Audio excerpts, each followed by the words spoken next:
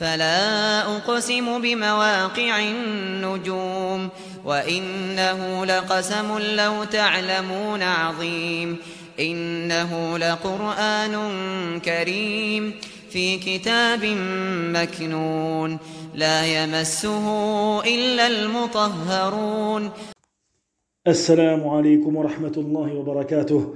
Marhaba bikum ma'akum Abu Issam. Bienvenue à toi pour cette première leçon de poésie durant laquelle tu vas prendre connaissance avec ce domaine qui fait partie des domaines de la langue arabe, qui fait partie des domaines extrêmement importants de la langue arabe. Car lorsque tu avanceras dans tes études de la langue arabe et que tu progresseras, incha'Allah ta'ala, tu verras qu'il te sera impératif de revenir vers des vers de poésie qu'ont mentionné les Arabes, puisqu'évidemment la langue arabe se prend à partir de la parole des Arabes. Et tu verras que parfois, il y a des règles que tu auras appris, des règles de base, des règles générales, et tu verras que tu pourras sortir de cette règle dans certains cas, car tel poète a mentionné tel vers, et ce vers prouve le fait qu'il y a telle exception à cette règle. Et ça, c'est ce que tu verras, incha'Allah ta'ala, plus tard dans tes études.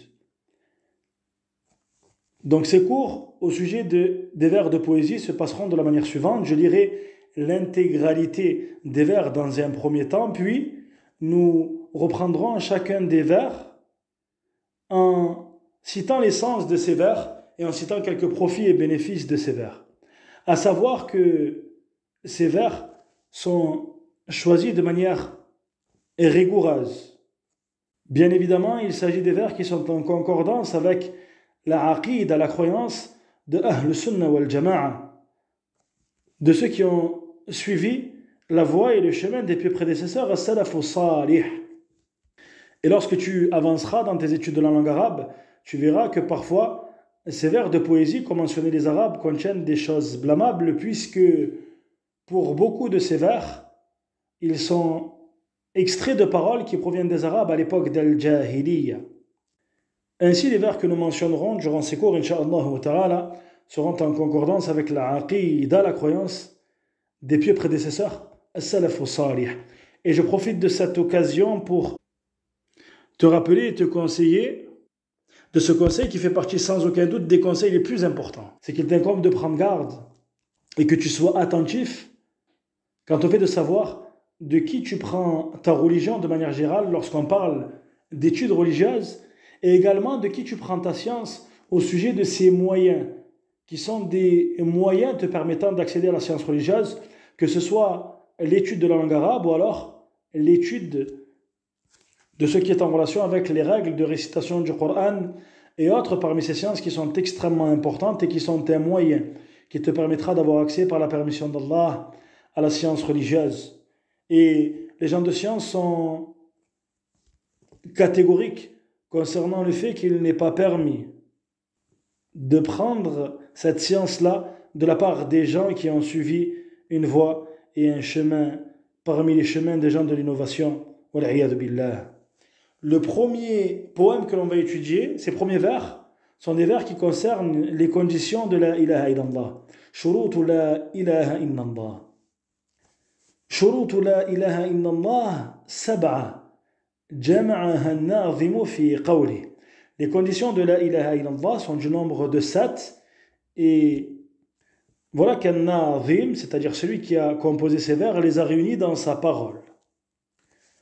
وبشروط سبعة قد قيدت وفي نصوص الوحي حقا وردت فإنه لم ينتفع قائلها بالنطق إلا حيث يستكملها العلم واليقين والقبول والانقياد فدر ما أقول والصدق والإخلاص والمحبة وفقك الله لما أحبه. Donc ces vers sont les suivants. وبشروط سبعة قد قيدت. Et à cette condition, elle a été rattachée, c'est-à-dire l'attestation de la ilaha illallah. وفي نصوص الوحي حقا وردت. et dans les textes de la révélation, elles ont été rapportées en toute vérité. C'est-à-dire que ces conditions de la ilaha illallah ont été rapportées en toute vérité dans les textes de la révélation. Et nusus, c'est le jam' le pluriel de nassu. فَإِنَّهُ لَمْ يَنْتَفِعْ قَائِلُهَا بِالنُّطْقِ إِلَّا حَيْثُ يَسْتَكْمِلُهَا. Et certes, celui qui la prononce, c'est-à-dire celui qui prononce cette attestation de la ilaha illallah, n'en profite pas lorsqu'il la prononce jusqu'à ce qu'il ait complété ses conditions. Puis l'auteur a rappelé ces conditions. Al-ilm wal-yaqin wal-qabul.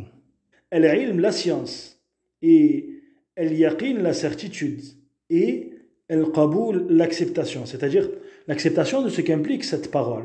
Wal-inqiyad fadri ma aqulu. Et la soumission, sache ce que je dis.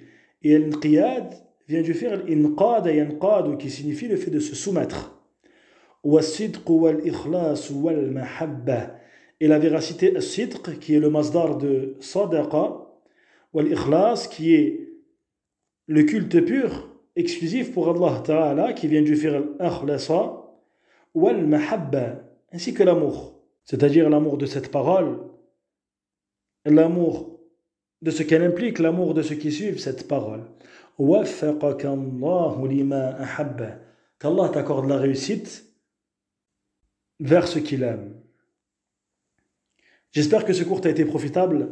Je te dis à très vite, Inch'Allah, pour la suite.